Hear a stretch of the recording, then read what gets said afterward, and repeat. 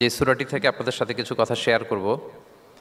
সূরাটার নাম হচ্ছে সূরাতুল হুজুরাত। কি সূরা? সূরাতুল হুজুরাত।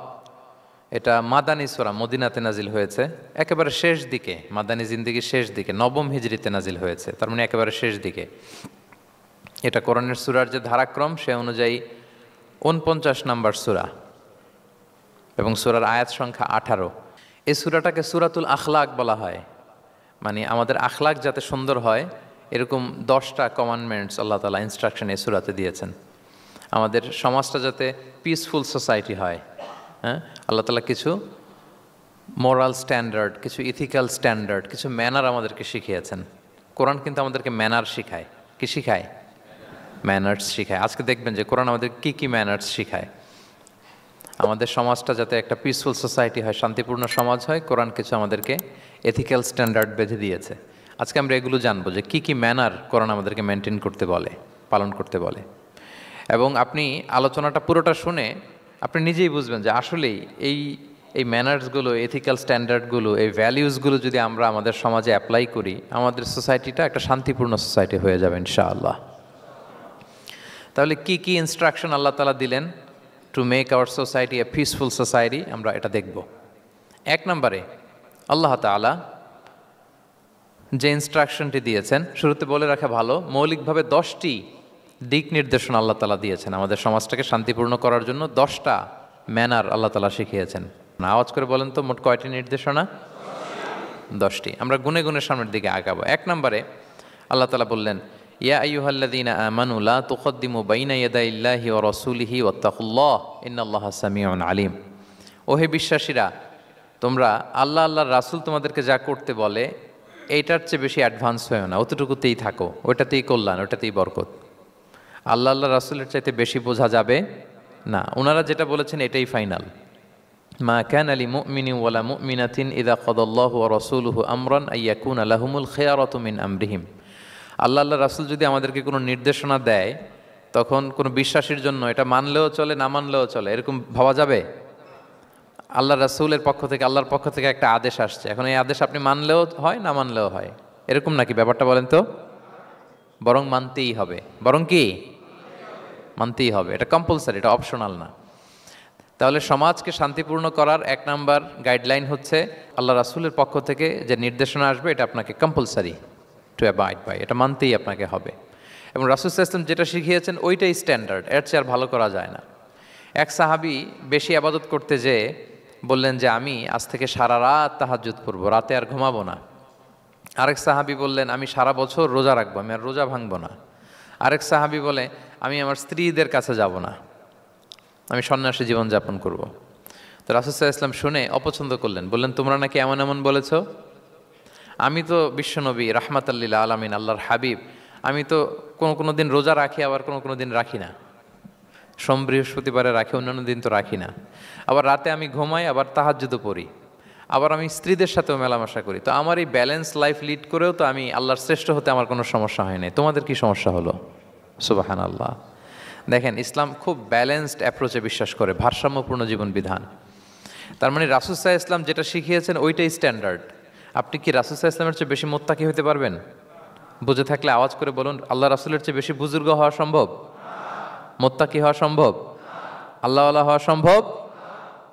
তিনি যেটা শিখিয়েছেন ওইটাই স্ট্যান্ডার্ড। তাহলে প্রথম দিক নির্দেশনা হচ্ছে আল্লাহ রাসূলের চেয়ে বেশি বোঝা চলবে। ওনারা যে নির্দেশনা দিয়েছেন সেটা মানলেই জীবনের সুখ, সেটা মানলেই কি 1 নাম্বার গাইডলাইন। সমাজ যদি শান্তিপূর্ণ সমাজ আমরা পেতে চাই, পিসফুল সোসাইটি যদি পেতে চাই। 2 নাম্বার গাইডলাইন হচ্ছে আল্লাহ তাআলা বলছেন, ইয়া আইয়ুহাল্লাযীনা আমানু লা তারফাউ আসওয়াতাকুম ফাওকা সাওতিন নাবিক ওয়া লা তাজহারু লাহু বিল কওলি কাজাহরি বা'দিকুম লিবা'দিন আন তাহবাতা আ'মালুকুম ওয়া আনতুম লা তাশউরুন। ওহে বিশ্বাসীরা, নবীর কণ্ঠের চাইতে তোমাদের কণ্ঠকে উঁচু করো না, খবরদার। যদি করো, নিজেরা নিজেদের সাথে যেভাবে কথা বলো, নবীর সাথে যদি এভাবে কথা বলো, তাহলে তোমাদের সব আমলগুলোকে বাতিল করে দিবে কে?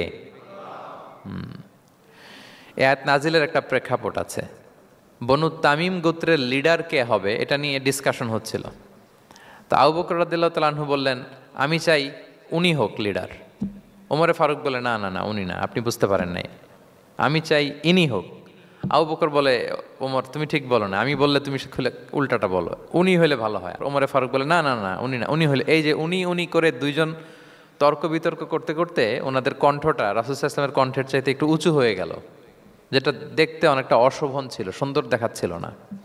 তো রাসূল সাল্লাল্লাহু আলাইহি ওয়াসাল্লাম সামনে বসা, ওনার সামনে উঁচু গলা করে কেউ কথা বলবে, এটা আল্লাহ বরদাস্ত করলেন না।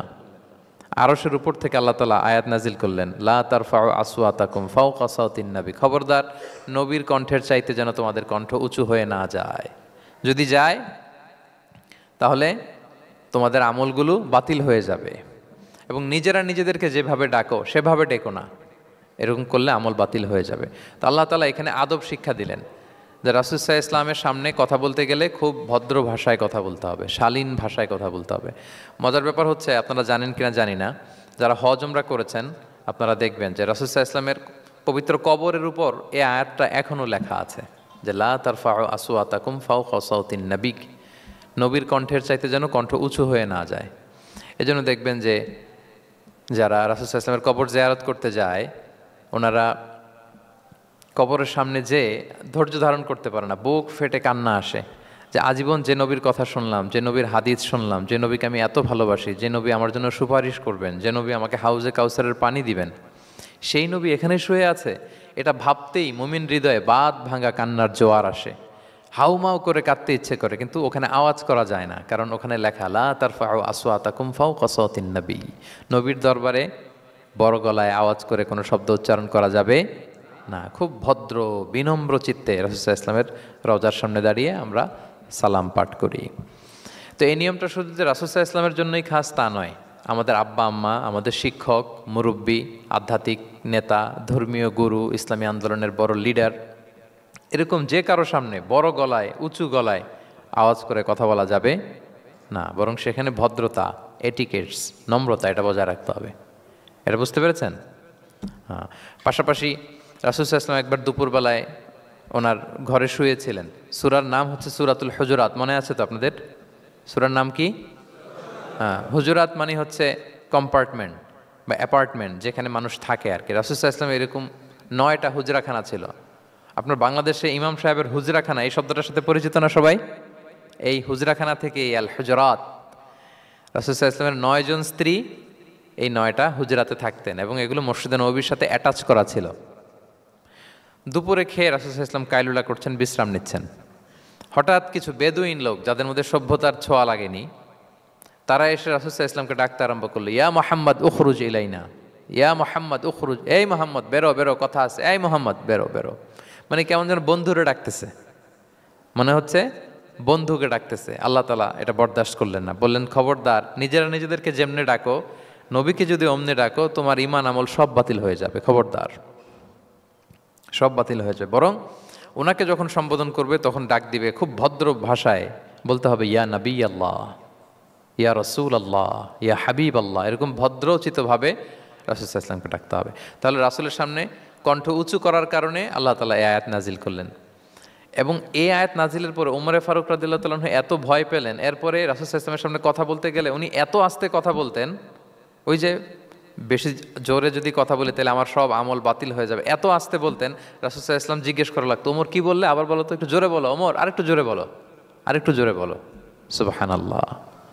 মানে এত মিন করে, এত ক্ষীণ ক্ষীণ শব্দে ওমর ফারুক কথা বলতে লাগলেন যে রাসূল সাল্লাল্লাহু আলাইহি ওয়াসাল্লামের বুঝতে কষ্ট হচ্ছিল কথা। তখন তিনি বলতেন, ওমর আরেকটু জোরে বলো না, কি বললে বুঝলাম না, আরেকটু জোরে বলো।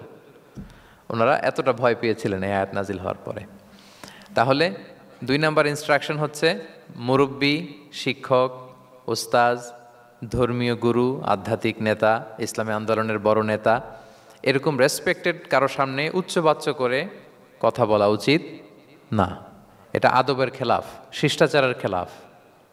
আর আমরা বলেছি এই সূরাটা আমাদের শিষ্টাচার নিয়ে কথা বলে, সামাজিক রীতিনীতি, শিষ্টাচার, এটিকেটস নিয়ে কথা বলে। তাহলে এই যে 2টা ইনস্ট্রাকশন গেল। 3 নম্বর ইনস্ট্রাকশন হচ্ছে আল্লাহ তাআলা বললেন, ইয়া আইয়ুহাল্লাযীনা আমানু, ওহে বিশ্বাসীরা, ইন জাআকুম ফাসিকুম বিনাবাইন ফাতাবায়ানু, কোনো পাপাচারী যদি কোনো নিউজ নিয়ে আসে, বিশ্বাস করার আগে নিউজটা যাচাই করে নিও। আন তুসিবু কওমান বিজাহালাতিন ফাতুসবিহু আলা মা ফাআলতুম নাদিমিন, যদি তোমরা বিশ্বাস করে ফেলো তাহলে কোনো কওমের উপর হয়তো এমন ডিসিশন নিয়ে নিতে পারো যে ডিসিশনের কারণে পরে তোমাদেরকে পস্তাতে হবে। তাহলে 3 নাম্বার ইনস্ট্রাকশন হচ্ছে নিউজ একটা শুনলেই বিশ্বাস করা যাবে, এটাকে ভেরিফাই করতে হবে। কি করতে হবে? You have to verify and cross check the authenticity of the news. নিউজটা সঠিক কিনা আপনাকে ক্রস চেক করতে হবে, শুনলেই বিশ্বাস করা যাবে না। এটা বর্তমান সময়ের সাথে অনেক বেশি প্রাসঙ্গিক। এত হোক্স নিউজ এখন, এত এত রুমার্স, এত ফেক নিউজ সোশ্যাল মিডিয়াগুলোতে, ইভেন মেইন স্ট্রিম মিডিয়াও যা প্রচার করে সবই যে আপনি বিশ্বাস করতে পারবেন তাও না, ওইটাও একটু ক্রস চেক করে নিতে হবে। এদেরও কিছু প্রোপাগান্ডা থাকে আবার, হ্যাঁ, এরাও নিউজকে এমনভাবে অনেক সময় করে তাদের সুবিধার্থে। সো আপনার চোখ কান খোলা রেখে অনেকগুলো নিউজ একসাথে মিলিয়ে তারপরে বিশ্বাস করতে হবে। কিন্তু আমাদের সরল মনা অনেক ভাইদের যেটা হয়, ফেসবুকে একটা কিছু দেখেই আমরা মনে করি যেটা সঠিক, ফলে কি করি? শেয়ার দিয়ে ফেলি। কি করি? শেয়ার দেই। আবার আপনার বন্ধুরা শেয়ার দেয়, ফলে মুহূর্তে একটা রুমর, একটা গুজব ছড়িয়ে পড়ে সমাজে, কিন্তু আদতে এটার সাথে কোনো মিলই নাই বাস্তবতার। এরকম হয় কি হয় না বলেন তো? দেখেন ইসলাম কত সুন্দর একটা নিউজকে ভেরিফাই করার জন্য আমাদেরকে নির্দেশ দিয়েছে। ফাতাবাইয়ানু মানে ক্রস চেক করো। কোনো সংবাদ আসলেই চিলে কান নিয়ে গেছে শুনলে চিলের পিছনে দৌড় দিবেন নাকি? না আগে প্রথমে কি করবেন? এটা দেখে নিতে হবে যে আসলে কি কান নিয়ে গেল না রয়ে গেল। এই আয়াত নাজিলের একটা প্রেক্ষাপট আছে, সেটা কি? 5ম হিজরিতে বনুল মুস্তালেকের যুদ্ধে যখন আল্লাহ হাবিব সাল্লাল্লাহু আলাইহি ওয়াসাল্লাম জয়লাভ করলেন, বনুল মুস্তালেকের সবাই মুসলিম হলো। রাসূল ইসলাম তাদেরকে দিনের দাওয়াত শিখিয়ে বললেন, বছর শেষে তোমাদেরকে জাকাত পে করতে হবে, আর জাকাতের এই টাকা নেয়ার জন্য আমি একজনকে পাঠাবো বছর শেষে। তো বছর শেষে তিনি বনুল মুস্তালেকের যে লিডার হারিস ইবনে মিরারের কাছে আল ওয়ালিদ ইবনে উকবা নামে জাকাতের কালেক্টর এক সাহাবীকে তিনি পাঠালেন যে যাও তুমি যে জাকাত নিয়ে আসো। তো উনি গেলেন, উনি আসবেন শুনে বনুল মুস্তালাকের সবাই পল্লী থেকে বের হয়ে মরুভূমির মাঝখানে তলোয়ার টলোয়ার নিয়ে, ঘোড়া টোরা নিয়ে তাকে ওয়েলকামিং রিসেপশনের জন্য, রেড কার্পেট রিসেপশনের জন্য সবাই দাঁড়ায় আছে যে নবীর সাহাবী আসবে, জাকাত কালেক্ট করতে, আমরা জাকাত দিব। এখন ওই সাহাবী যখন গেলেন, সবাইকে এরকম ঘোড়া তলোয়ার এরকম সাজসজ্জা নিয়ে দাঁড়ায় থাকার কারণে উনি ভয় পেয়ে গেলেন। উনি ভাবছে আমাদের মনে হত্যা করার জন্য দাঁড়ায় আছে। উনি আর এটা ঠিকঠাক না জেনে অ্যাবাউট টার্ন ফিরে গেলেন মদিনায়, যে বলে ইয়া রাসূলুল্লাহ, বনুল মুস্তালিক তো সব মোরতাদ হয়ে গেছে, এরা তো আর মুসলিম, এরা তো আমাকে মারার জন্য সব দাঁড়ায় আছে। আসলে বলেন তো কথাটা কি সত্য না মিথ্যা? একেবারে মিথ্যা। রাসূল সাল্লাল্লাহু আলাইহি ওয়াসাল্লাম এই কথা শুনেই বিশ্বাস করলেন সরল মনে। বিশ্বাস করেই খালিদ ইবনে ওয়ালিদ রাদিয়াল্লাহু তাআলা আনহুকে বললেন, অ্যাটাক বনুল মুস্তালিক, বনুল মুস্তালিকে অভিযান পরিচালনা করো। সাথে সাথে আল্লাহ বললেন, নবী রাখেন, আস্তে অ্যাটাক করেন, একটু থামেন নবী, একটু রাখেন। আপনি যার কাছ থেকে শুনেছেন সে মিথ্যা বলেছে, অসত্য কথা বলেছে, আসলে ঘটনা এমন নয়। আজকে তার কথার উপর বেস করে আপনি যে খালিদ ইবনে ওয়ালিদকে অভিযান পরিচালনা করতে বললেন, সে যে যদি অ্যাটাক করে কয়েকজনকে হত্যাও করে ফেলতো, এই যে রক্তপাত হতো, ব্লাড শেড, এটার দায় কিন্তু আপনি এড়াতে পারতেন, কারণ আপনি আদেশ দানকারী। আল্লাহ রাসূল সাল্লাল্লাহু আলাইহি ওয়াসাল্লামকে থামালেন আল্লাহ তাআলা আয়াত নাজিল করে যে আপনি ক্রস চেক করেন। পরে রাসূল সাল্লাল্লাহু আলাইহি ওয়াসাল্লাম ক্রস চেক করে লোক পাঠিয়ে জানলেন যে না, এমন কিছুই নয়, তারা কেউ মোরতাদ হয় নাই, সবাই তারা মুসলিমই আছে, তারা ওয়েলকামের জন্য আসছিল, উনি ভাবছে যে ওনাকে হত্যা করার জন্য দাঁড়ায় আছে। তাহলে চিন্তা করছেন যুগে যুগে এই সমস্যা আছে না নাই বলেন? রাসূল সাল্লাল্লাহু আলাইহি ওয়াসাল্লামের জীবনীতে এই ঘটনা ঘটিয়ে আমাদের চোখে আঙ্গুল দিয়ে আল্লাহ তাআলা বুঝাতে চাইলেন যে কোনো নিউজ আসলেই এটা ভেরিফাই না করে বিশ্বাস করা যাবে না। যত মেইন স্ট্রিম মিডিয়া হোক, ওটা শুনলে আপনি আরও কয়েকটা, আরও আপনার সোর্স থেকে আপনি একটু জানবেন, এরপরে আপনি বিশ্বাস করবেন। নাকি বিশ্বাস না করে শেয়ার দিবেন? দিবেন? আপনি কি জানেন যে একটা কথা শুনেই ক্রস চেক না করে অ্যাকশনে যাওয়াতে কত পরিবার ভেঙে যায়, কত সম্পর্ক ভেঙে যায়? আমাদের মধ্যে এই প্রবণতা আছে। আপনার ছেলের ব্যাপারে একজন একটা কথা বললো, এসে ছেলের মারপিট, জিজ্ঞেসও করেন না এটা। আপনার মেয়ের ব্যাপারে একজন এসে একটা বাজে কথা বলছে, এসেই আপনি মেয়ের সাথে খারাপ আচরণ। আপনার ওয়াইফের ব্যাপারে একজন বললো আর কি যে ভাই আপনি এখানে, ভাবিকে তো দেখলাম ওইখানে আরেকজনের সাথে, আপনি এসেই আপনার স্ত্রীর উপর চড়াও অথবা গায়ে হাত তুললেন। তো হতে পারে যে ওই ভদ্রলোক অন্য কোনো মহিলাকে দেখেছে যে দেখতে আপনার স্ত্রীর মতো, এরকম হতে পারে কি পারে না বলেন? তো এই যে আপনি ক্রস চেক না করে, ভেরিফাই না করে যে অ্যাকশনে গেলেন, এতে সমস্যা হবে না সমাজে? পরিবার ভাঙে, সমাজে সম্পর্ক নষ্ট হয়, কলহ বাঁধে। এই জন্য আল্লাহ তাআলা বলেন যে সোসাইটিটাকে যদি পিসফুল করতে চাও, ইযা জাআকুম ফাসিকুম বিনাবাইন ফাতাবায়ানু, নিউজ আসলেই বিশ্বাস করো না। You have to cross check, you have to justify, and you have to verify the news. মনে থাকবে?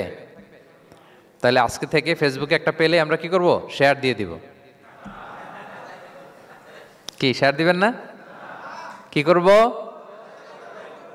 যাচাই বাছাই করব, ক্রস চেক করব। এখন অবশ্য ক্রস চেক করার জন্য কিছু কিছু প্ল্যাটফর্ম বেরিয়েছে। তারা অবশ্য যেগুলো খুব বেশি ছড়িয়ে পড়ে নিউজ, সেগুলো যদি ভুল হয় তারা ক্রস চেক করে তারা সামাজিক সচেতনতা তৈরি করে। তো আমরা প্রত্যেকেই দায়িত্বশীল হলে এই গুজবগুলো স্প্রেড করা থেকে আমরা বিরত থাকতে পারি। নিউজ শুনলেই আমরা এখন বিশ্বাস করব না, আগে ক্রস চেক করে নেব, তা না হলে আমরা বিপদে পড়তে পারি। কি বলেন? এমন কোনো কাজ করে ফেলতে পারি যেটার কারণে পরে লজ্জিত হব। তো আমরা আগে থেকেই সাবধান হয়ে যাই। 4 নম্বরে আল্লাহ তাআলা বললেন, ওয়া ইন তাইফাতানি মিনাল মুমিনিনা ক্তাতালু ফাসলিহু বাইনাহুমা। বিশ্বাসীদের মধ্যে 2 গ্রুপ যদি মারামারি লাগে তাহলে তুমি মিলিয়ে দাও, ইসলাহ করো, ইসলাহু যাতিল বাইন, মিলিয়ে দাও, মীমাংসা করে দাও, বিরোধ নিষ্পন্ন করে দাও। অনেক সময় হয় না যে 2 ভাই ঝগড়া লেগেছে, 2 বন্ধু ঝগড়া লেগেছে, অথবা স্বামী স্ত্রীর মধ্যে কোনো কারণে বিরোধ, হ্যাঁ 2 পার্টি ঝগড়া লাগছে, এরকম আছে না নাই? তখন ফাসলিহু বাইনাহুমা, তাদের মধ্যে আপোষ মীমাংসা করে দাও। হ্যাঁ, মীমাংসা করে দাও, ইসলাহ, রিকনসিলিয়েশন করো, ওয়ার্ক অ্যাজ এ মিডিয়েটর, মধ্যস্থতাকারী হিসেবে কাজ করো। তো আমরা সমাজে কি করি দেখেন তো, একটু মিলিয়ে নেন। 2 জন ঝগড়া লাগছে, আমরা কি করি? হ্যাঁ, কি করেন? আরো লাগিয়ে দেন, সর্বনাশ। তাই তো আপনাদের ওয়াজি করতেছি আমি না, তাদেরকে আরো ঝগড়ায় মাতিয়ে তোলা যাবে না, লাগিয়ে দেওয়া যাবে না, বরং ঝগড়া থামিয়ে দিতে হবে। কি করতে হবে? কয়েক জায়গায় কৌশল করে মিথ্যা বলা জায়েজ, সহিহ হাদিসে এসছে। এর মধ্যে একটা আছে, 2 জন মানুষের মধ্যে সম্পর্ক নষ্ট, তাদের সম্পর্ক জোড়া লাগিয়ে দেওয়ার জন্য আপনি কৌশল করে মিথ্যা বলতে পারেন। যেমন ধরেন যে 2 জনের সাথে কথা হয় না, দা কুমড়া সম্পর্ক, আপনি একজনকে বললেন যে ভাই ওই দিন তো ওই লোক আপনার ব্যাপারে অনেক প্রশংসা করলো। সে তো শুনে অবাক হবে, কিরে আমার প্রশংসা কি বললো, এমন এমন বললো। তো এটা শুনে ওই লোকের ব্যাপারে তার মনটা একটু নরম হবে। আবার তাকে বললেন যে উনি তো আপনার ব্যাপারে এরকম একটা পজিটিভ কমেন্ট করলো, সেও অবাক হবে, তাই নাকি, তার সাথে আমি এত ভুল বোঝাবুঝি, আসলে লোকটা তো তাইলে ভালো। এই যে 2 জনকে আপনি এমন কিছু কথা কৌশল করে বললেন, ফলে তাদের মধ্যে একটা হৃদ্যতা তৈরি হবে। হঠাৎ দেখবেন যে একজন আরেকজনকে দেখে সালাম দিয়ে কথা বলে, কোলাকুলি করে, সেই আগের যেই শত্রুতা সব নিমেষে শেষ হয়ে গেছে। ঠিক কিনা বলেন? হ্যাঁ, এই যে মধ্যস্থতাকারী আপনি হলেন, এজন্য আল্লাহ তাআলা আপনাকে সওয়াব দিবেন। তাহলে বিবাদমান 2 গ্রুপ দেখলে আমরা আজ থেকে আরো ঝগড়া লাগিয়ে দিব না মিলিয়ে দিব? রাসূল সাল্লাল্লাহু আলাইহি ওয়াসাল্লাম বলেন, আলা উখবিরুকুম বিআফদালা দারাজাতিম মিন সাদাকাতি ওয়াস সিয়ামি ওয়াস সালাহ। নামাজ, রোজা, সাদাকা, এর চেয়ে একটা বড় মর্তবার ভালো কাজ আছে, সেটা কি আমি তোমাদের বলবো না? সাহাবারা বলল, বলেন। আল্লাহ রাসূল সাল্লাল্লাহু আলাইহি ওয়াসাল্লাম বললেন, সেটা হচ্ছে ইসলাহু যাতিল বাইন, 2 পক্ষকে মিলিয়ে দেয়া, বিবাদমান 2 গোষ্ঠীকে কি করা? মিলিয়ে দেয়া। এটা নামাজ, রোজা, সাদাকা, এর চেয়েও বেশি সওয়াবের কাজ। দেখেন আমরা ইসলামটা বোঝার ক্ষেত্রে আমাদের কত ল্যাকিংস। আমরা মনে করি শুধু লম্বা দাড়ি রাখলাম, তাসবিহ একটা নিলাম, আর জিকির করতেছি দিন রাত এক করে, এরপরে নামাজ পড়তে পড়তে কপালে দাগ ফেলে, এই বোধহয় ভালো কাজ, এই সব ভালো আমিই করে ফেললাম। কিন্তু দেখেন রাসূল ইসলাম বলেছে না, সমাজে বিবাদমান 2টা গ্রুপকে যদি মিলিয়ে দাও, এটা নামাজ, রোজা, সাদাকার চেয়ে বেশি সওয়াব তুমি পাবে। তাহলে এখন থেকে যদি আমরা বিবাদ দেখি কি করব? মিলিয়ে দিব। কখনো আমরা ঝগড়া আরো বাড়িয়ে দিব না। আগুন যদি লাগে সেখানে পানি ঢালবো নাকি তেল ঢালবেন? কি ঢালবেন? অনেকে কি ঢালে? আরো দাউ দাউ করে জ্বালাতে চায় না, না এটা করা যাবে না, বরং আমরা মিলিয়ে দিব ইনশাআল্লাহ। বলেন সবাই। আল্লাহর হাবিব সাল্লাল্লাহু আলাইহি ওয়াসাল্লাম তিনি এই কাজটা করতেন। মক্কা থেকে মদিনায় গেলেন, মদিনায় আউস খাজরাজ 2টা গোত্র, বছরের পর বছর যুদ্ধ, উনি যেই মিলিয়ে দিলেন। রাসূল সাল্লাল্লাহু আলাইহি ওয়াসাল্লাম এই যে সংলাপ, তারপর রিকনসিলিয়েশন, মিডিয়েশন, মধ্যস্থতা, এগুলোতে এক্সপার্ট ছিলেন। যে যুদ্ধ থামে না, এই যুদ্ধ মিলিয়ে দিলেন। কত প্রাণ গেল এই যুদ্ধে, কিন্তু রাসূল সাল্লাল্লাহু আলাইহি ওয়াসাল্লাম যেই আউস খাজরাজ এখন ভাই ভাই হয়ে গেছে, ভাই ভাই করে দিলেন, ভ্রাতৃত্বের বন্ধনে ওনাদেরকে আবদ্ধ করে দিলেন আল্লাহর হাবিব সাল্লাল্লাহু আলাইহি ওয়াসাল্লাম। এবং সহিহ বুখারীতে একটা বাব আছে, বাবের শিরোনাম হচ্ছে বাবু কওলুল ইমাম ইযহাবু বিনা নুসলিহ বাইনাকুম, মানে আমাকে নিয়ে চলো আমি মিলিয়ে দিব। এটা ছিল রাসূল সাল্লাল্লাহু আলাইহি ওয়াসাল্লামের বিখ্যাত বাণী। ঝগড়া একটা লাগছে, রাসূল সাল্লাল্লাহু আলাইহি ওয়াসাল্লাম বলতেন, আরে আমি আসি না, আমাকে নিয়ে যাও, আমি মিলাই দেবো। কোথাও কিছু হয়েছে, আমাকে নিয়ে যাও, আমি তো আছি, মিলাই দেবো। রাসূল সাল্লাল্লাহু আলাইহি ওয়াসাল্লাম এসেছেনই মানুষকে মিলানোর জন্য। গড়ার জন্য এসেছেন, ভাঙার জন্য নয়। তাহলে 4 নাম্বার যেটা আমরা জানলাম যে বিবাদমান দুই পক্ষকে আমরা কি করব, মনে থাকবে?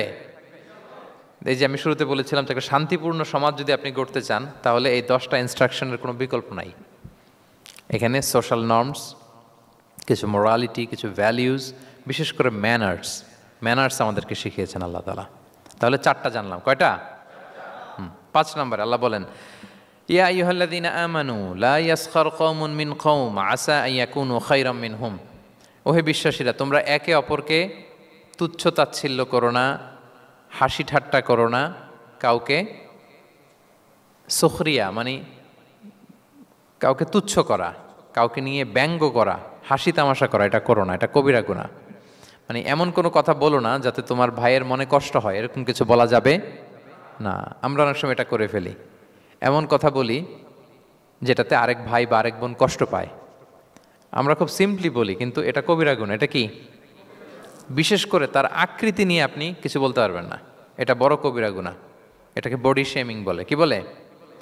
বডি শেমিং হারাম। কারণ বডি স্ট্রাকচার এটা কি আমার ইচ্ছে মতো হয়েছে না আল্লাহ বানাইছে? আচ্ছা, আপনি যে এত সুন্দর ফর্সা, কে বানালো? হ্যাঁ, আবার আরেকজন যে একটু শ্যামবর্ণের, তাকে কে বানালো? আপনি লম্বা, কে বানালো? কেউ খর্বাকৃতির, খাটো, তাকে কে বানালো? তাহলে আপনি আকৃতি নিয়ে তাকে যদি ঠাট্টা করেন, আসলে কি ঠাট্টা কি তাকে করা হলো নাকি আল্লাহকে? কারণ আসল ডিজাইনারটা কে?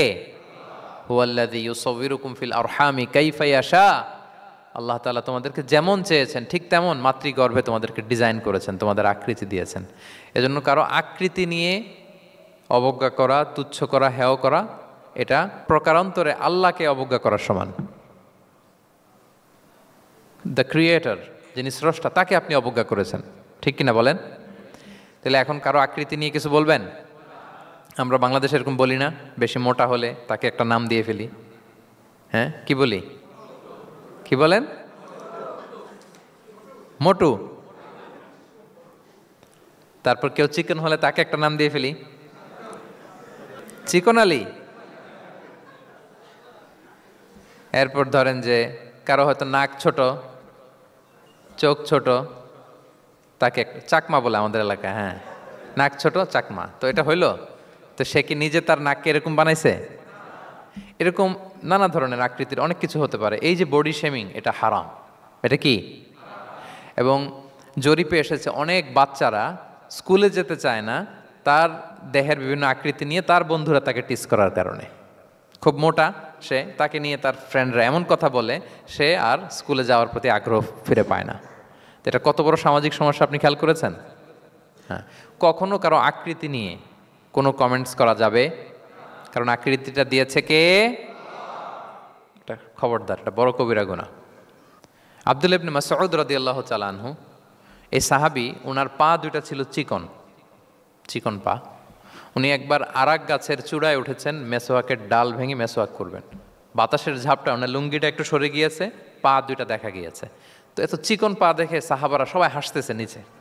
রাসূল ইসলাম বললেন, ব্যাপার কি, তোমরা হাসো কেন? বলে যে ইবনে মাসউদের পাগুলো দেখে দেখেনি রাসূল কত চিকন পা, হাসতেছে। রাসূল ইসলাম রাগান্বিত হলেন, বললেন, ওই সত্তার শপথ যার হাতে আমার আত্মা, ওই আল্লাহর কসম করে আমি বলি, লাহুমা আফকালু ফিল মিজান মিন উহুদ। এই পা দুটো মিজানের পাল্লায় রাখা হলে কিয়ামতের দিন উহুদ পাহাড়ের চেয়ে বেশি ভারী হয়ে যাবে। তার মানে এত সম্মান ইবনে মাসউদের, সম্মান আল্লাহর কাছে, কল্পনা করেন, উহুদ পাহাড়ের চেয়ে বেশি ভারী হয়ে যাবে। কিন্তু আমরা অনেক সময় এই মানুষের আকৃতি নিয়ে তুচ্ছ তাচ্ছিল্য করি।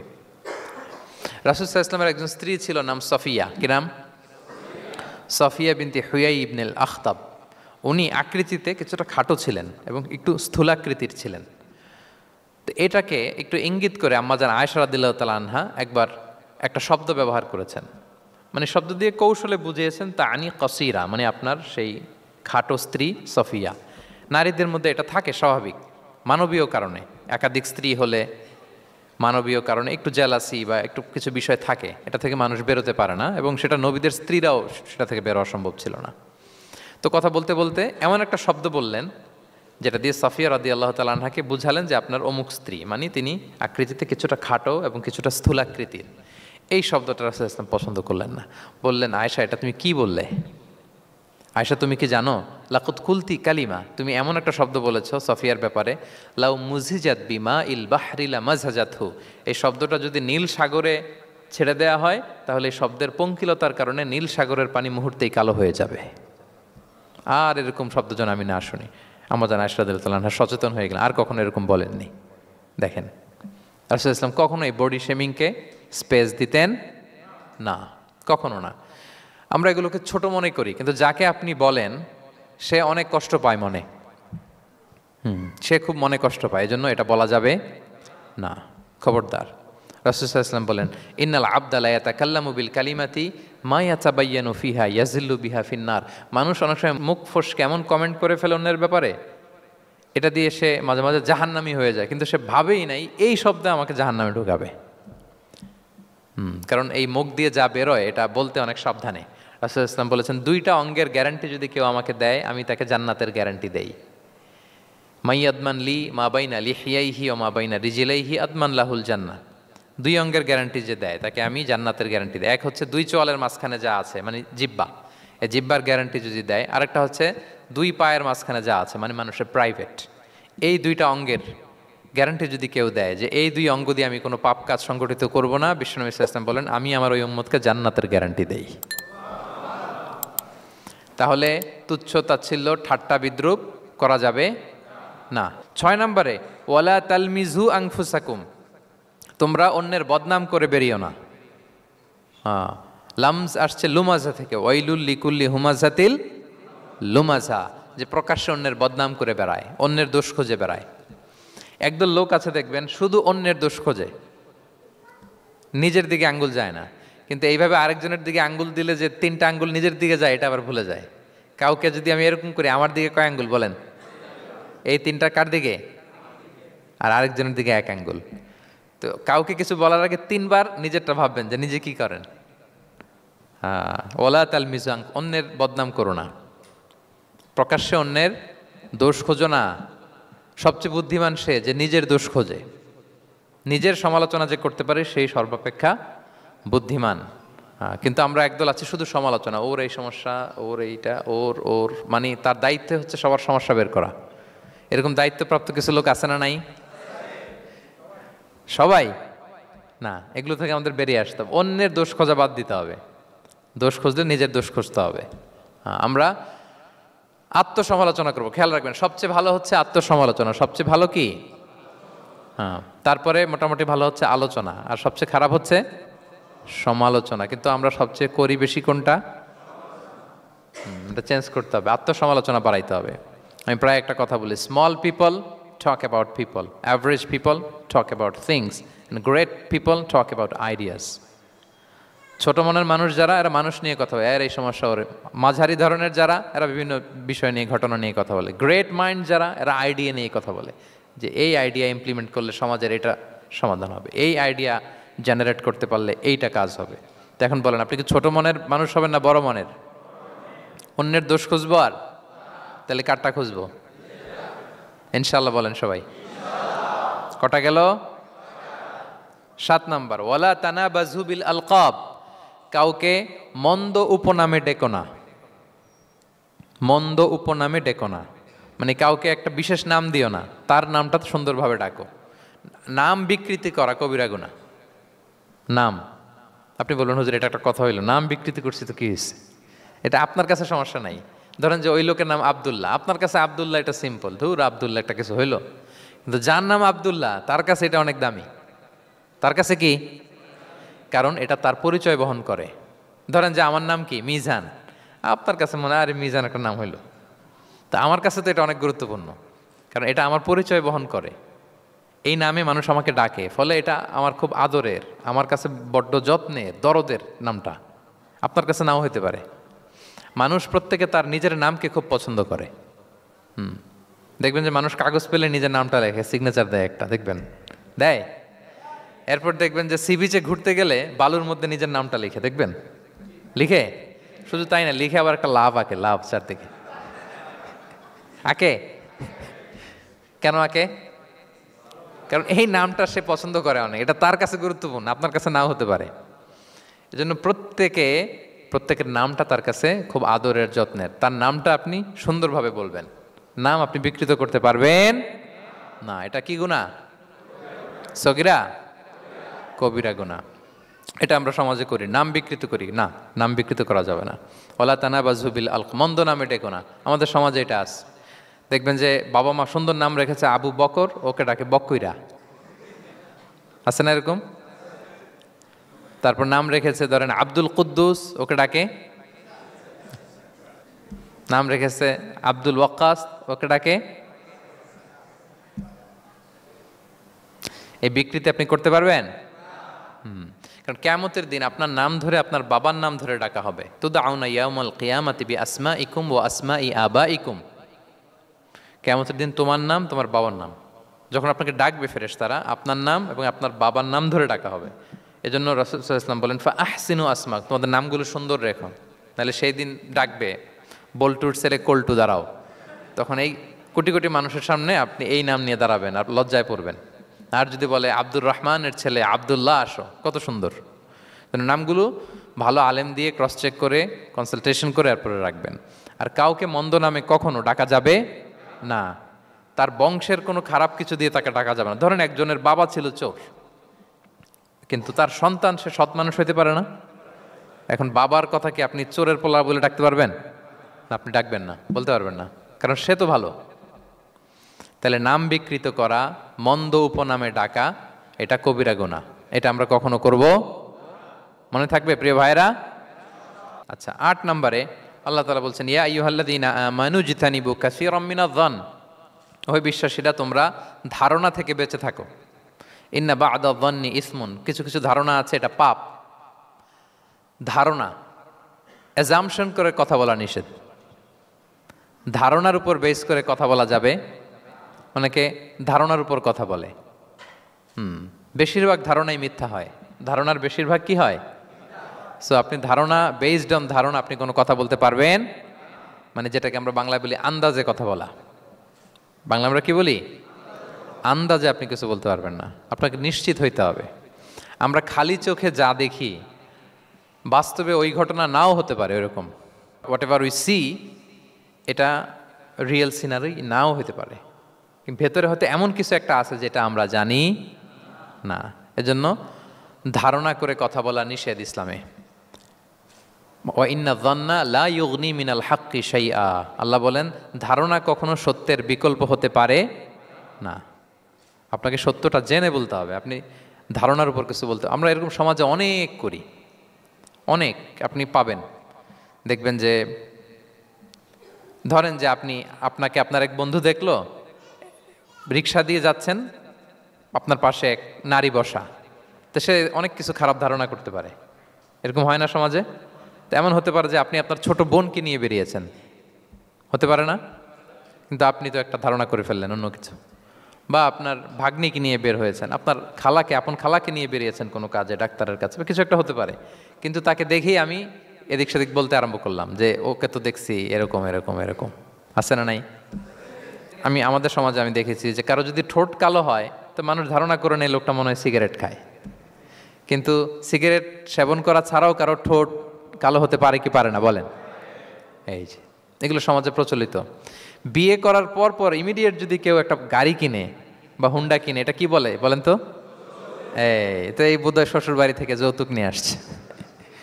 দেখছেন, এরকম ভুরি ভুরি আপনি সমাজে পাবেন যে আন্দাজে ধারণার উপরে আমরা অনেক কথা বলে ফেলি, কিন্তু নিশ্চিত না হয়ে আপনি কোনো কমেন্টসে যেতে পারবেন না, এটা একেবারে নিষেধ। ৯ নম্বরে আল্লাহ বললেন ওয়ালা তাজাসসু, গোয়েন্দাগিরি করো না, স্পাইগিরি করো না, অন্যের ব্যক্তিগত বিষয় নিয়ে খোটাখুটি করো না। এরকম স্বভাব আমাদের অনেকের আছে না নাই? অনেকে দেখবেন যে অনেকের প্রাইভেট বিষয় নিয়ে খোঁচাখুচি করতে সে বড্ড মজা পায়, আছে এরকম? এটা হারাম, আওয়াজ করে বলুন এটা কি? ওয়ালা তাজাসসু, গোয়েন্দাগিরি করো না। Everyone has personal space and no one should interfere someone's personal space. কেউ কারো পার্সোনাল স্পেসে ইন্টারফেয়ার করা যাবে না। প্রত্যেকের একটা প্রাইভেট এরিয়া আছে, প্রাইভেসি আছে। দেখেন ইসলাম প্রাইভেসিকে কত গুরুত্ব দেয়। প্রত্যেকের প্রাইভেসিকে ইসলাম কত গুরুত্ব দেয়। কারো প্রাইভেসির মধ্যে ইন্টারফেয়ার করা এটা ইসলাম পছন্দ করে না। এজন্য খবরদার, কারো ব্যক্তিগত কোনো ইস্যু নিয়ে আমরা নাক গলাতে পারবো না। কারো মোবাইল ধরে মোবাইলের গ্যালারি চেক করা, কারো ইনবক্স চেক করা, কাউকে না বলে কারো চিঠি পড়ে ফেলা, উকি মারা, আড়ি পাতা, এগুলো হারাম। এগুলো কি? তো এরকম স্বভাব আমাদের আছে না নাই? আড়ি পেতে শুনতে চাই, উকি মারি, তারপর সে কি করে দেখি তার প্রাইভেট মুহূর্তে, তারপর তার মোবাইল চেক করি, তার গ্যালারি চেক করি, তার ইনবক্স চেক করি। এই দায়িত্ব ইসলাম আমাদেরকে দেয়। এমনকি ইসলামী রাষ্ট্রও যদি হয়, ইসলামী রাষ্ট্রের জন্য এটা দায়িত্ব না যে প্রত্যেকে ব্যক্তিগত তার বেডরুমে তার প্রাইভেট লাইফে কি করে এটা দেখা। It's not his business. ইসলামী রাষ্ট্র মানুষকে ন্যায়, কল্যাণের পথ, সুন্দর জীবন পরিচালনার জন্য উৎসাহিত করবে, কিন্তু প্রত্যেকে প্রাইভেট লাইফে কি করে ওইটা সিসি ক্যামেরা লাগিয়ে দেখা এটা কারো দায়িত্বের মধ্যে পড়ে না। এটা একেবারে নিষেধ। এটাকে বলে তাজাসসুস, গোয়েন্দাগিরি করা। বরং ইসলাম কি উৎসাহিত করে জানেন? অন্যের দোষ দেখলে এটাকে গোপন রাখতে উৎসাহিত করে। গোপন রাখবেন। মান সাতারা আইবান সাতারাহুল্লাহু ইয়াউমাল কিয়ামা। কেউ যদি তার ভাইয়ের দোষ গোপন রাখে, কিয়ামতের দিন আল্লাহ তার দোষ গোপন রাখবে। ওমান কাশাফা আওরাতা আখি, বিষ্ণু বলেন, কিন্তু কেউ যদি তার ভাইয়ের কোনো গোপন জিনিস প্রকাশ করে দেয়, কাশাফাল্লাহু আওরাতাহু, আল্লাহ তার সব গোপন জিনিস প্রকাশ করে দিবে। বলেন আমাদের প্রত্যেকেরই গোপন জিনিস আছে না নাই? এখন আমাদের সব ভুল, সব গোপনীয়তা যদি প্রকাশ হয়ে যায় কি হবে তখন? আল্লাহ নিজে দায়িত্ব নিচ্ছে যে তুমি যদি তোমার ভাইয়ের কিছু ফাঁস করো, তোমার হাড়ি আমি হাটে ভাঙবো। হাটে হাড়ি ভাঙবো তোমার আমি, তখন দেখা যাবে। আমাদের অনেকের এই মানসিকতা আছে, অন্যের প্রাইভেট বিষয় নিয়ে কখনো আপনি নাক গলাতে পারবেন না। কারো প্রাইভেসিতে আপনি ইন্টারফেয়ার করবেন না, কারো প্রাইভেট স্পেসে আপনি ইন্টারফেয়ার করবেন না। এটা খুব বাজে একটা স্বভাব। এটা ইসলাম হারাম করে দিয়েছে। আমাদের অনেকের মধ্যে আছে খুঁটে খুঁটে, ভাই এটা কি, ওইটা কি করছেন, সরকারি চাকরি না প্রাইভেট চাকরি, বেতন কত, বয়স কত, ওইটা কত, ওইটা কত, হাবি যাবি, এটা তার ইটস নট হিজ বিজনেস। তারপরে মানুষ খুঁচিয়ে খুঁচিয়ে। নিঃসন্তান দম্পতি আমি দেখেছি, তাদেরকে পেলে অনেকে, ভাই কি সমস্যা, কয় বছর হইল, বাচ্চা নিচ্ছেন না কেন, কবে হবে, কার সমস্যা, আপনার সমস্যা না ভাবির সমস্যা, বেটা তোর কি সমস্যা ওইটা বল। একজন নিঃসন্তান দম্পতি তারা কি স্ট্রাগলের মধ্য দিয়ে যায় আপনি জানেন? এটা তার জন্য পরীক্ষা। ওই পরীক্ষার মধ্যে আপনি খুঁচিয়ে খুঁচিয়ে, মানে সে kind of he is a gynaecologist, সে আপনার ইয়ে করতেছে, ট্রিটমেন্ট দিচ্ছে, ভাই কি হয়েছে, এইটা ওইটা, তাদেরকে বিব্রত করে একটা পরিস্থিতিতে ফেলা, এম্বারাসিং একটা সিচুয়েশনে ফেলা, এটা হারাম। এই ম্যানারগুলো ইসলাম আমাদেরকে ধরে ধরে শেখায় যে এটা তোমার বিজনেস না, তুমি খুঁচিয়ে খুঁচিয়ে মানুষের ব্যক্তিগত বিষয় যেটাতে সে বিব্রত বোধ করে এগুলো তুমি জিজ্ঞেস করতে পারো না। আল্লাহ বলেছেন খবরদার, ওলা তাজাসসু, ওলা তাজাসসু, গোয়েন্দাগিরি করো না, কারো ব্যক্তিগত বিষয় না। অনেকের এটাতে খুব ইন্টারেস্ট, কার স্ক্যান্ডাল বেরোইছে। প্রায় দেখবেন যে এরকম দেখা যায়, অমুক নেতার স্ক্যান্ডাল ফাঁস, অমুক নায়কের স্ক্যান্ডাল ফাঁস। তোমার স্ক্যান্ডাল কবে ফাঁস হবে এটা বলো? নিজের চরকায় তেল দিতে হবে। আরেকজনের কি হলো, তার কি ভুল আছে, দোষ ত্রুটি আছে, ওগুলো খুঁজে দেখার জন্য আল্লাহ আমাকে দুনিয়ায় পাঠায়। তাহলে আমরা যেন কারো প্রাইভেসি হ্যাম্পার না করি প্রিয় ভাইরা।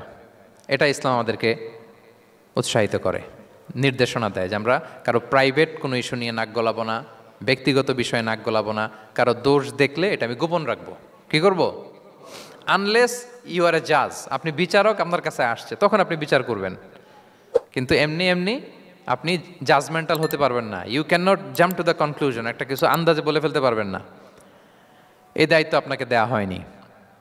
ইসলামে ব্যভিচারের মতো কোনো বিষয় দেখলেও আপনি বলতে পারবেন না। ব্যভিচার, অ্যাডাল্ট্রি, ফর্নিকেশন, জিনা, এগুলো দেখলে আপনি বলতে পারবেন না। বললে 4 জন নিয়ে বলতে হবে একসাথে।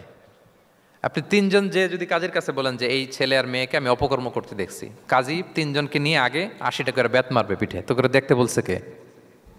তোমাদেরকে এই কাজ অবজার্ভ করতে বলেছে কে? কারণ 3 জন মিলে এই উইটনেস হবে না।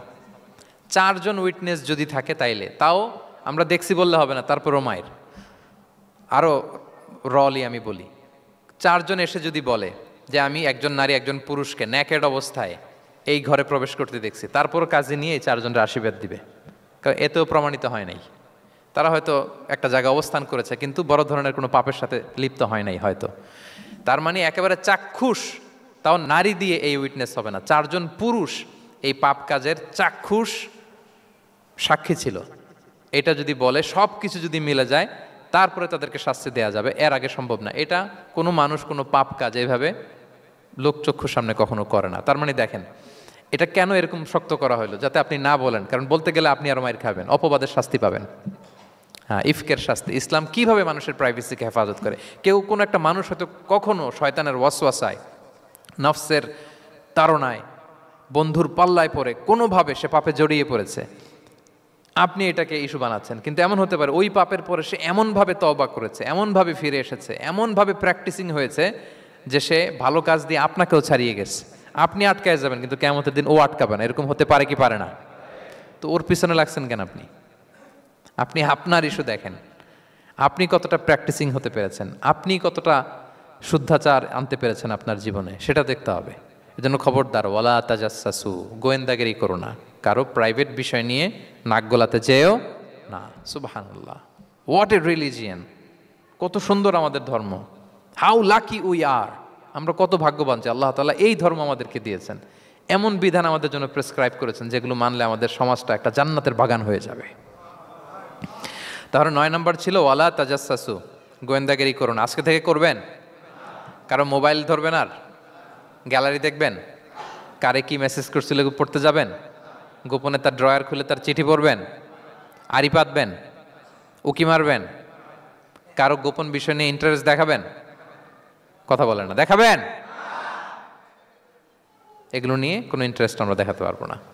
গোয়েন্দাগিরি আমাদেরকে বাদ দিতে হবে। আল্লাহ আমাদেরকে বোঝার তৌফিক দান করুক। কয়টা গেল? আর একটা, লাস্ট নাম্বার। আল্লাহ বলেন, সর্বশেষ আল্লাহ বলেন, ওয়ালা ইয়াগতাব বা'দুকুম বা'দা, একে অপরের পরনিন্দা চগলখুরি করো না। ইয়াগতাব মানে গীবা, গীবত করো না। আইয়ুহিব্বু আহাদুকুম আইয়াকুলা লাহমা আখিহি মাইতান ফাকারিহতুম, তোমরা কি চাও যে তোমরা তোমাদের মৃত ভাইয়ের গোশত ভক্ষণ করবে? মানে যে ব্যক্তি গীবত করে সে যেন তার মৃত মরা ভাইয়ের পচা গোশত খায়। গীবত করা, গীবত কাকে বলে? রাসূল সাল্লাল্লাহু আলাইহি ওয়াসাল্লাম বলেন, গীবত হচ্ছে যিকরুকা আখাকা বিমা ইয়াকরাহু, তোমার ভাইয়ের অনুপস্থিতিতে তোমার ভাই সম্পর্কে এমন কিছু বলা যেটা শুনলে সে অপছন্দ করে, এমন কিছু বলা যেটা শোনা সে পছন্দ করে না। তো এক সাহাবী বলেন, ইয়া রাসূলুল্লাহ আফারাআইতা ইন কানা ফি মা আকুল, হে আল্লাহর রাসূল, আমার ভাইয়ের মধ্যে যদি আসলেই সেই সমস্যাটা থাকে তাইলেও কি গীবত হবে? রাসূল সাল্লাল্লাহু আলাইহি ওয়াসাল্লাম বলেন, আরে তাইলেই তো গীবত হবে।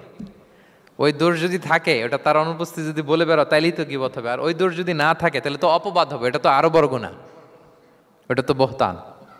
তাহলে এই গীবা ইংরেজিতে বলে ব্যাক বাইটিং। ইংরেজিতে কি বলে? এই ব্যাক বাইটিং, চগলখুরি বা পরনিন্দা, আরবিতে বলে গীবাত। এই গীবত আমরা করব না। কারো কিছু বলা থাকলে আপনি তাকে সরাসরি নাসিহাত করুন। আর দিন ওয়ান নাসিহা, দিন হচ্ছে উপদেশ দেয়া, শুভ কামনা করা, তার প্রতি শুভ কামনা করে আপনি তাকে বুঝান, সে হয়তো বুঝবে। কিন্তু আপনি তার অনুপস্থিতিতে তার নামে বাজে কথা, মন্দ কথা বলতে পারবেন? এটা অনেক বড় পাপ। একজনের ব্যাপারে আরেকজনের কান ভারী করা, ওর কথা ওর কাছে, ওর কথা ওর করে, এরকম করে সমাজের মধ্যে একটা গিরিঙ্গি লাগায়, আছে না? নেই? এটা হারাম। রাসূল সাল্লাল্লাহু আলাইহি ওয়াসাল্লাম বলেন, মেরাজের রাত্রে আমি দেখেছি কিছু লোক লাহুম আযফারুম মিন নুহাস, তাদের নখগুলো তামা দিয়ে তৈরি, নখর ধারালো, ইয়াখদাশুনা বিহা উজুহাহুম ওয়া সুদুরাহুম, তারা তাদের নিজের নখ দিয়ে নিজের গালের গোশত, বুকের গোশতগুলো টেনে টেনে ছিটছে। রাসূল সাল্লাল্লাহু আলাইহি ওয়াসাল্লাম জিবরাইল ইসলামকে বললেন, মানহুম ইয়া জিবরিল, জিবরিল কারা এরা, এত বড় শাস্তি? জিবরাইল ইসলাম বললেন, হুম আহলুল গীবা মিন উম্মাতিক, এরা হচ্ছে আপনার উম্মতের মধ্য থেকে তারা যারা গীবত করে। তারা কি করে? তাহলে এই গীবতের সাথে আমাদের কোনো সম্পর্ক, এটা থেকে আমাদেরকে বেঁচে থাকতে হবে, এটা করা যাবে না। আমরা অনেকে হালাল ওয়েতে গীবত করি। এইভাবে কিভাবে করে আমি বলি আপনাদের, এইভাবে শুরু করে, এইভাবে কি বলবো ভাই, বললে তো গীবত হয়ে যায়, তারপরও না বললেই না, একটু বলি। শুরুতে কি বললে তো, দেখছেন কিভাবে হালাল করে, বললে তো গীবত হয়ে যায়, এইভাবে স্টার্ট করে। বললে যদি গীবত হয়ে যায় এটা বলা যাবে? আওয়াজ করে বলেন, যেটা বললে গীবত হয়ে যাবে এটা বলা যাবে না। এই অভ্যাসগুলো থেকে আমরা আস্তে আস্তে ফিরে আসবো, ওগুলো আমরা আর বলবো। তাহলে মোট 10টা, কয়টা? এই 10টা যদি আমরা মেনে চলি, সমাজে আর কোনো অশান্তি থাকবে? বিশৃঙ্খলা থাকবে? হানাহানি, মারামারি? সমাজটা একটা শান্তির সমাজ হবে, পিসফুল সমাজ হবে।